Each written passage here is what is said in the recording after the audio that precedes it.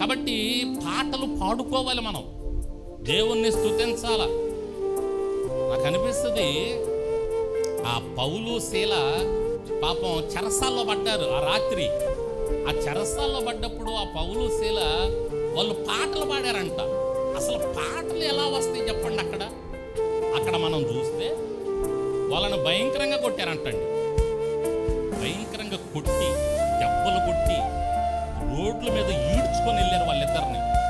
అలా ఈడ్చుకొని వెళ్ళి చెరసాల్లో పడేశారు.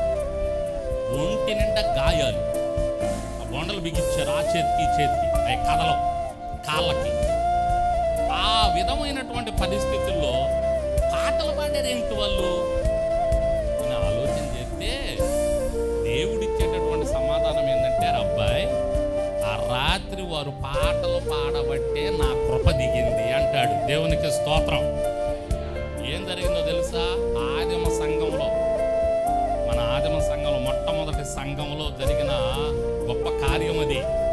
ఆ రాత్రి వాళ్ళని తీసుకెళ్ళి వాళ్ళు సువార్తను ప్రకటిస్తున్నారు పౌలు శీల. వాళ్ళు చేసింది తప్పేం లేదు.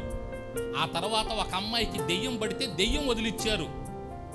ఒక అమ్మాయి సువార్త ప్రకటించడానికి వెళ్తుంటే ఆ అమ్మాయి రోజు అడ్డం పడి వీళ్ళని గలిబిలి చేస్తూ ఉంది. ఇక పౌలు ఒకరోజు తట్టుకోలేక, నీ దెయ్యం యేసు నామంలో వదిలిపోవును కాక అన్నాడు. పోయింది ఆ దెయ్యం.